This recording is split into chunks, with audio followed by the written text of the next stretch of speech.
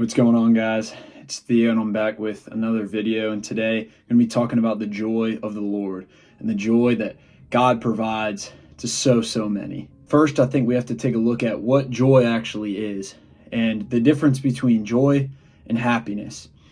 Joy is something that is constant. You can say that's a joyful person.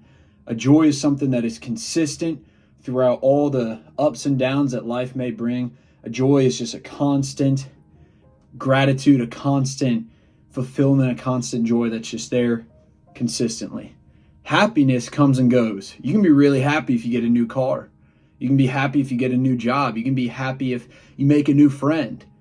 But at the same time, if you have a bad day, that happiness isn't going to be there. It's going to turn to sorrow. And that's not to say that sorrow isn't appropriate, because we see Jesus in John 11:35, Jesus wept, right? So Jesus showed sorrow as well. And it's not a bad thing to be sorrowful, but there is a big difference between joy and happiness. So what is joy? Joy is something that only the Lord can provide. And the scriptures make that abundantly clear. Happiness, you might be able to find happiness in one of the things that I had mentioned, a car, a job, a friend, money. You can find happiness in all those sorts of things. And it will deceive you and make you think that it's joy. But true joy is only found in the Lord. It's only brought about when a man is saved and he's had his eyes opened and he is in the Lord. And there is true joy in knowing that I am a sinner. I am a wretched man on my own accord, and God has redeemed me through the blood of Christ, and I will one day be with him forever.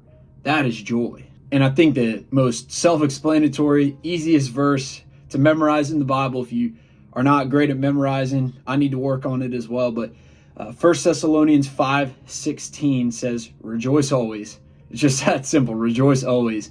And that's a verse that me and one of my buddies hit on almost every single week, to just rejoice always.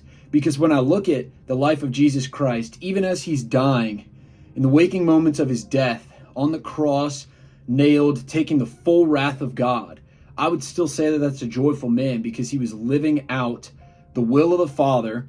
He was also on the cross paying the price for our sin so that he could redeem his people. And I think that's a joyful man. When I look at the life of Christ throughout, from the start to the end, Christ lived a very joyful life. So obviously we then should follow suit. And Paul writes to the church in Thessalonica to rejoice always. And so we should have that rejoicing in us. And again, that's not something that I can just say, today I'm going to be really joyful. It's brought about by the Lord. It's a constant emotion, it's a constant feeling within you. It's knowing who God is and who you are, and that he has redeemed you and brought you back to him.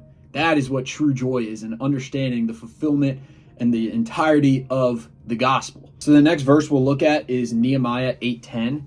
The end of Nehemiah 8:10 says, do not sorrow, for the joy of the Lord is your strength. And that really should be our strength, is the joy that God provides us, right? He is our strength, and so the joy that he provides us being our strength is obviously still stemming from him. And so when we understand that, it's huge. It changes everything about us, because when we try to be strong on our own accord, we're weak. We are nothing. Our own strength is foolish. It's so weak compared to the strength of God. And so what does Nehemiah mean when he says, do not sorrow, for the joy of the Lord is your strength? The joy that God provides such a change in your heart, such a change in your perspective that, man, yeah, like God has truly given me this joy. God has redeemed me. He's saved me. He's purified me through the blood of Christ. Like, I am joyful. I can live my life and pursue him and trust in him. And that's what we should all build our lives on, is Christ and his redeeming work. We should build our lives on his merit and trust in him. And through that, and through the Lord's strength, like, that brings about such a joy. His joy brings about a strength that's kind of goes both ways. Like, it's an amazing thing to think about, to ponder on. I think that we all ought to get our strength from the joy of the Lord and understand that, man, God has given me this joy. Like, man, I can go out and do this. And that's not to take it out of context at all, but, just continuing to look to God and trust in his strength and his provision for your life. And the last verse is Philippians 4:4. Rejoice in the Lord always. Again, I will say rejoice. And so very similar to 1 Thessalonians 5:16, but it's that rejoicing in the Lord. Kind of what I was hitting on at the start. You can't find joy in anything else. Like, I can't make it any more clear. I've had to learn this the hard way, because for most of my life, I thought my joy was in my own self-pride, was in my running, was in my, ability to make friends, or my ability to show off what I had and whatever else. And I'll tell you right now that that is not joy. That's a deceiving happiness. That's not even true happiness. Joy is in the Lord only and always. And that joy is made available to all who have been saved. So to the person who's in a situation that may be similar to mine, and where you're looking for your joy in anything but the Lord, I would say turn to God. Pick up a Bible and just read it. And obviously, I fully believe that we cannot choose God on our own. That it is God who chooses us, and it's by his grace that he pulls us in. And so I'll say, truly, just open your Bible and seek God. Read his word. Fill your mind with the things of Christ. Philippians 4:8 talks about that just a couple verses after. And so continue to keep your mind on the Lord and understand that his joy is constant. You're not going to go so many ups and downs when you have the Lord. He's a constant through the waves, through the rockiness, and you're still going to have bad days. But I was in I'm in a study with a couple of my good buddies, and we were reading through Psalm 84 this morning, and one of the things that I noted, about one of the verses is the worst day of my life after being saved is infinitely better than the best day of my life before I was saved.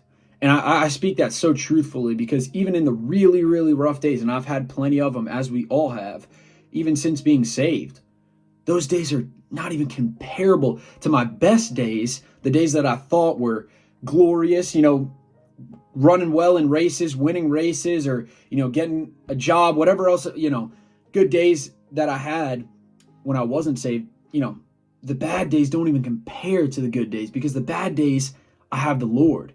And even if everything is taken away and we have God, we should rejoice in him, because everything that he has provided for us is a blessing. And those blessings are not to be idolized. Those are not supposed to be the source of our joy or our happiness. Our joy is supposed to be the source itself, Jesus Christ. And joy, true joy, is only found in him and him alone. And so for everyone who, may be tuning into this, just continue to look to Christ.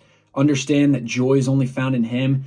You might be able to seek something else and find, a very finite happiness, but if you want an infinite joy, it's only found in Jesus Christ. I also wanted to say again, thank you guys for the support. The shorts have been doing pretty good, and, some of my videos have been doing very well, and so I'm just super, super blessed and grateful that the Lord has provided me an opportunity to do such and glorify him in any way that I can. And so, I'm going to continue to keep making these videos. We're almost to 600 subscribers, which is crazy, because, this channel, I didn't upload on it for years, and we've seen a big growth since, I've started to upload again. And so praise be to God for that. And so I'm going to continue to just post videos and do my thing on here and try and glorify God and share the good news of Jesus Christ to everyone. And so I thank you guys. I love y'all, and peace.